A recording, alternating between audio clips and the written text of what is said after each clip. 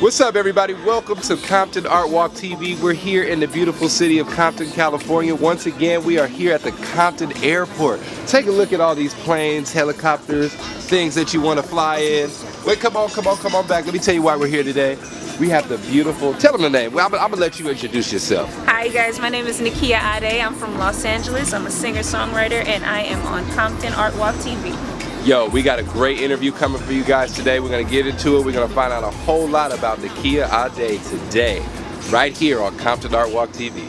Cool, so being that we're here in Compton, tell me from what you know about Compton music and artists and creatives that have come from this city, how do you feel like Compton music and art in general has had a big influence on the world in the current market?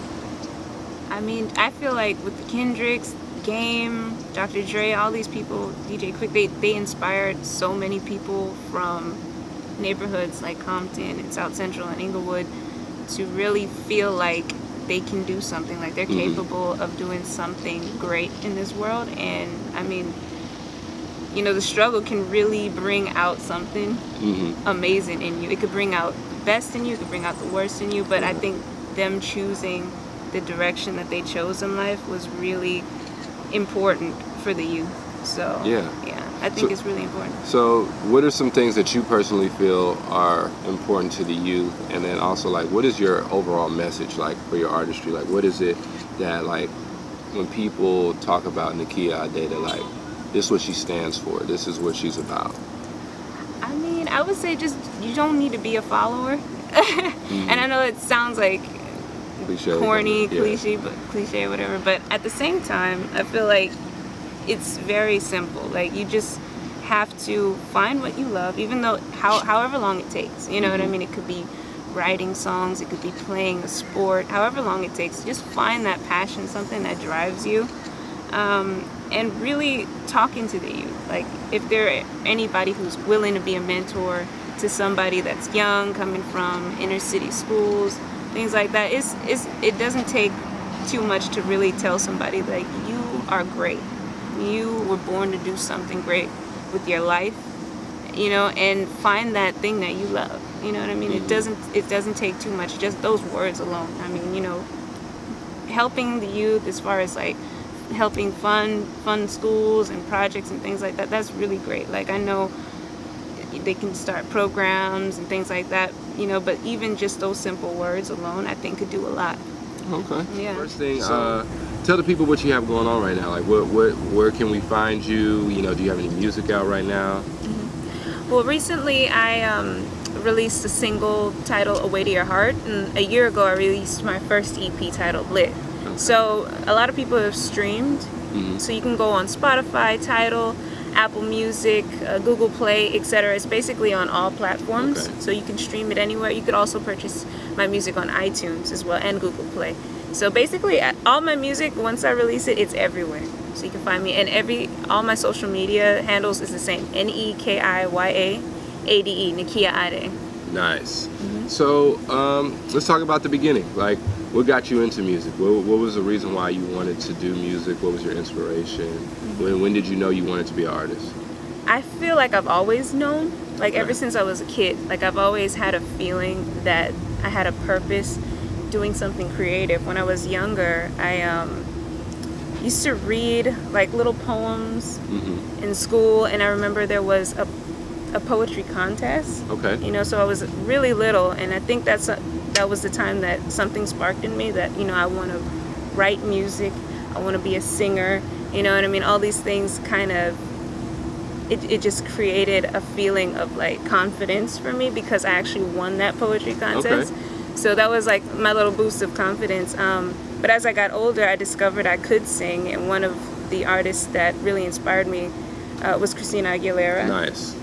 And she came out with an album titled Strip, and I was really young at the time, so I wasn't allowed to have the music with that kind of content, you know what I mean? Because it was very female empowering, but at the same time it was very adult, in what she was talking about. But at the same time it was really inspiring for me because I wanted to sing, I wanted to belt like that. I wanted to be able to be like the Whitney Houstons and the Beyoncés and the Christinas, you know what I mean? So it really made me feel like you can do music and have a purpose and stand for something and be a female and just be confident in who you are, you know what I mean? So music, it meant more than just, you know, being on stage and singing in front of the crowd, or like having a purpose, you know what I mean? And really standing for something. Nice. So what would you say, you know, you talked a little bit about the female empowerment and that being a big inspiration. What would you say right now is your inspiration for writing music? Like, what are some content and you know, concepts and things that you are writing about right now?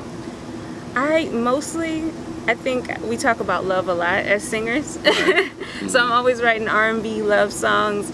Every now and then I talk about experiences. I have a song on my EP titled I Wonder, and that one is kind of like a self-reflecting song. So like in the first verse of the song, I'm talking to the younger version of myself. And then from there I talk to the older, you know, version of myself. So it's like trying to reconcile with the younger side of me, you know, feeling like it's taking me a long time. And people always put it in your mind, like, why is it taking you so long, you know, to pursue your dreams, and how come you're not, you know, as successful as this artist, and comparing you to other people. But in the song, it's kind of like, you know, feeling like I'm where I'm supposed to be. You know, at the same time, not allowing too much of people's opinions to, you know, create negative feelings towards what I'm doing. But it's really supposed to be more of a self-reflecting kind of song. So I have moments where I do songs like that. And I also dabble in rap. I'm not to say I'm as dope as like Kendrick or Dr. Dre or any of these amazing hip-hop artists, but I like all styles of music. I'm a very eclectic artist, and if you listen to my EP, you'll hear that. Like, I can go from like a 70s inspired song to like an 80s to a 90s to something Caribbean to even Afrobeat, you know what I mean? So I love all styles of music. So you're just really big on just really expressing whatever it is at the moment, that how you feel. Yeah, like I consider myself a world pop artist. Yeah, so that's the genre that I really want to be identified for. You know, because I do R&B as well, and most people will compare me to like Mary J, or like they'll say I remind them of someone like Keisha Cole's, you know, things like that. So I love that, and I appreciate that, but at the same time I still want to establish that I am world pop. Yeah. World pop. I like that a lot. So what would you say as an artist right now, what are your strengths, and then what are some things that you want to put some improvement into, like as you continue to grow as an artist? See, my strength is I'm really good at top-lining music, and that means just creating the melody for music, and I could do that effortlessly. Like, I can go to the studio and just top-line something for an artist or for myself, just without trying to, because it just comes so natural to me. I understand music and melody and harmony and how to create sound, you know what I mean? So that's very simple for me. But at the same time, writing is really fun, and I like, these days now, I like to have joint writing sessions. So like if there's another artist in the room, or you know, another songwriter in the room, and we all just kind of share ideas and go in on a song together. Sometimes those make the best recording sessions. You know, working with other people. So I would say, just to kind of piggyback on that, so that's collaboration, right? So what is like a dream collaboration of yours, or like somebody who's currently out, or a past legend that you would want to see yourself collaborate with? Man, a past legend for me, it would have been Michael Jackson. And I feel a lot of people feel the same way, because Michael was so impactful to pop music, and this man was very inspiring in other ways aside from music, and I just feel like I could have learned so much from him. Like, even just having one session with Michael Jackson in the studio, that would have been enough for me, you know what I mean? He's so incredible.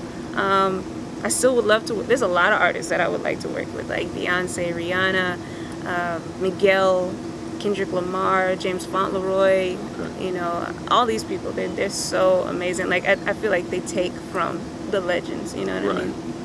So yeah, these are new artists that I like. Kendrick Lamar, not new, but Kali Uchis, Alina Baraz, Daniel Caesar, her. Yeah, a lot of artists that are out right now that are really doing their thing. So if I was to go on your phone and look at your Spotify playlist or whatever, your Apple Music playlist, like, who are you listening to right now? Ariana Grande. Okay. you would see a lot of Ariana Grande. Maya. I just opened up for Maya recently. Okay. Yeah, so Maya, Doja Cat. Okay. Doja Cat is I dope. like Doja. Let's see. A lot of people. I was just listening to 50 Cent not too long ago. Okay. Yeah. So just a little bit, A little bit of eclectic, everything, like yeah, all over exactly. the place. Okay, so you just said you recently opened up for Maya. Why don't you tell us like how that experience was for you? That was Was that your first time opening for like a major artist? It wasn't my first time. I opened up for Eric Bellinger a Okay. year ago, and that was a really crazy experience. I was in Carson actually at Okay. the Soul venue. Okay. So that was my first time opening up for an artist, and it was a lot of fun. Like for my first experience, I mean, I was nervous going on stage, but leaving, like with that crowd, the applause from the crowd, it made me feel so good. Nice. And opening up for Maya was a lot, though. It was like full production. I'm in an artist development program right now, and that has been a blessing to me Right. in so many ways because one, they help you really like hone your craft. You know what I mean? Like find what it is that you want to do as an artist. You know what I mean? And just really work on that. And then also, I'm dancing too now. Okay. So like I actually dance in my performances, and use choreography from really, really good dancers. And yeah, for Maya's show, opening up for her was a big deal for me. I had dancers, I had background singers, I had my DJ Cali Slim from Cali Radio. So it was a lot of fun. I was excited. The choreographer Elm, he was the one who choreographed pretty much the final piece that we performed, and that was probably my favorite part of the show. Nice. Yeah. So, I'd say as an artist, right? You said that you're from Los Angeles, right? So Yeah. what part of Los Angeles are you from? South Central. From South Central. Okay, so obviously there's a plethora of talent It here is. in Los Angeles. There's a plethora of talent from California. What is it about yourself? You know, you've established yourself as a world pop artist, and so what is it about you that sets you apart from everybody else? So if I was to go to the store and say, you know, I'm looking for something new, or I was on Spotify, I was like, you know, there's something new. What is it about your music that sets you apart that you believe is going to make people want to hear your music? I think I have a very identifiable voice, so that alone would set me apart. The fact that I can go from like Caribbean to different styles, like you hear a lot of versatility in my music, but you still know it's me. So I think that'll set me apart for the sake of being so diverse in my music. And LA is very, I would say, like it inspired me. You know, being from here inspired me to be that way because there's so many different cultures. You've got Hispanic people, Black people, Asian people, all kinds of different ethnicities here. And I even grew up with family that came from Central America, from Belize. So it's like the combination of all those things just really inspired me to do music the way that I do it now. Nice. Yeah. So you're Belizean? Yes. Well, Awesome. My parents are from there. I was born here. Okay. Awesome. So that Yeah. does that have a big influence like that? Absolutely. My parents, they're a lot older, and my dad listened to so many different styles of music. He listened from like Frank Sinatra to Otis Redding to James Brown. And my mom loved gospel music, but she also loved reggae too. So we had a lot of different styles going on in the house, you know. And I appreciate it so much because it didn't make me feel like I had to be in a box, you know. And being independent allows me the freedom to create the style of music that I want to. So what would you say are some goals right now for yourself? Like, let's talk about the next maybe like month and a half, or you know, going into the new year. What are some things that are coming up that you have established as goals for yourself as an artist, and then your career, like, and also maybe some things that are coming up for you? Yeah, well, for the beginning of next year, I plan to have music released, new music released. Okay. And we're still working on the sound of the project. Okay. It's going to be a little bit more vibey, like West Coast. Okay. So experimenting with new sounds, introducing new sounds to people. At the same time, staying true to my art, staying true to who I am. Right. But I think more so working on my performances. This year I've performed more than I've ever before. I've done like 15 shows this year. Nice. So I've got 2 more coming up, one next Saturday in downtown LA, and another one is a food festival the week after. Hey everyone, it's Nekiya Ade, and I have 2 shows coming up this October. On the 13th, I'll be performing at the Creative Artist Events that's in downtown LA. Come enjoy food, live music, art, fashion. It's gonna be incredible. I've got 5 songs I'll be performing that night, so come see me live. October 27th, I'll be performing at the Eat, Play, Move LA Festival. That's happening in the daytime. My stage time is at 1:30 p.m. So come see me again if you can. Also follow me on Instagram, Nekiya Ade, and you can click on the link in my bio. You'll listen to all the music that I've released so far. And I have another song coming out soon, so be on the lookout. Well, that's another edition of Compton Art Walk TV. You know, we got some great big things coming with the Compton Art Walk and more great interviews, but today we've been with Nekiya Ade all day. It's been great, but we gotta get out of here. We got things to do, we got songs to write, so we about to go to the studio. Our helicopter's waiting for us right there. We out of here. Come on, let's go. Come on, let's go. Come on, we gotta get out of here. Let's do it. Come on, Jesse. All day. We out of here. Oh shit, the girl with the beanie on, tight jeans, long brief, she be killing them. Making money off the ground, she don't play around. Nekiya Ade, that's what we talking about. All the ballers trying